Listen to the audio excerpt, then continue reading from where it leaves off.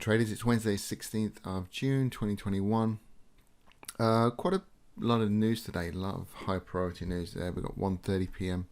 UK time, we've got CAD CPI, FOMC, big one, USD at 7 p.m. tonight, plus the press conference after at 7:30. Then at 11:30 p.m. UK time, so much later on, we've got Bank of Canada Governor Macklem speaking, and then 11:45 we've got Kiwi NZD GDP news. So quite a bit going on today. So I would be a little bit careful with trading.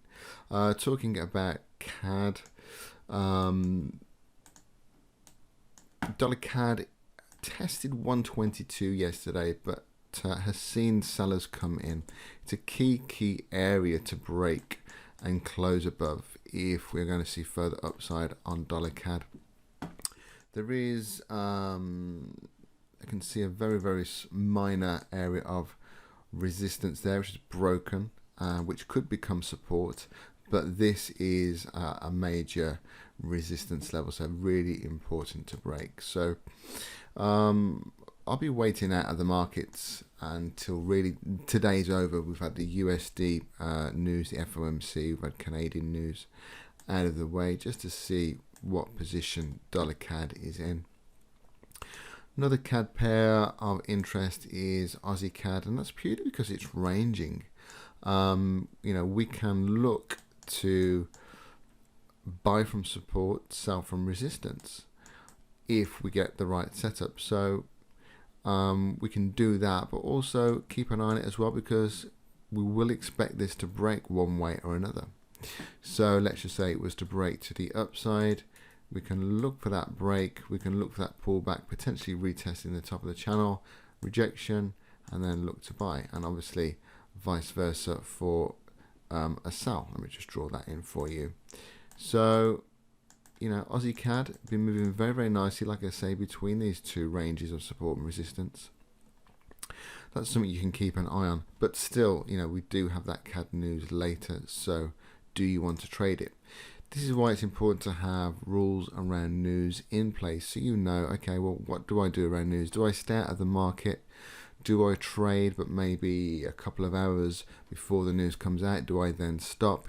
What are your rules? Or do you just take no notice at all? If there's a technical setup, you'll place the trade, whatever. Another chart of interest is pound USD. I've noticed three levels here on the 4 hour. Got support here. We've got support here as well, and resistance. We've got resistance up here, and potentially actually there's another level as well. Let me just clone that.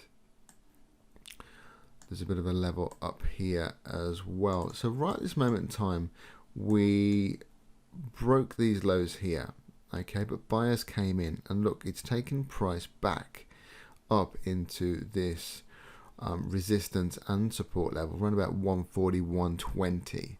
So if we can close above there on a 4 hour, it might suggest that price is on its way back up into this resistance zone here around about 141, 85, 86.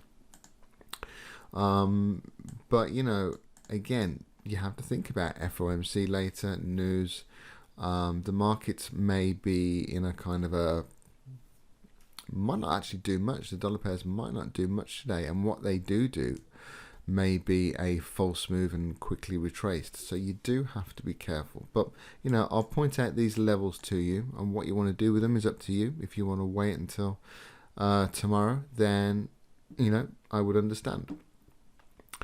Kiwi dollar also came into a level yesterday. Again, I've got a few levels drawn out. A lot of these USD pairs are kind of ranging. 7100, we found buyers come in, as we have done here, But we've also got a support here, which is now acting as resistance. So price is currently trapped between these two levels. So be interesting to see what happens with price today. Do we break to the upside? And in which case we can look for a retest. If I just show you this, you know, do we have a solid close to the upside? We can then look for a retest for longs, or, you know, do we eventually break out of this support level, and then again we can look for a pullback retest and then look for a short. Kiwi is renowned though for, you know, when it goes it can really go, but you know, at this moment in time, like a lot of the USD pairs, there's a lot of ranging going on, not very exciting whatsoever. If I'm honest with you, I've been trading a lot of the cross pairs over the dollar pairs themselves, but you know, each to their own. So one more chart of interest, which I may have discussed before this week, I can't remember, is gold. But literally, you know, I have my alert set, and I'm going to see if that triggers. I've got my alert set where we have interaction, an intersection between this resistance, sorry, this support I should say here, rising support, top of this channel which we broke. I'd love to see this retest and then buyers come in. I would love to see that. That'd be a really, really nice trade, but you know, we'll wait and see. This looks potentially bearish, almost like we have some kind of flag pattern forming for downside. So possibly something like, you know, something like this, like this, like this. Possibly, you know, that's what I am anticipating. Whether that happens or not is a different kettle of fish.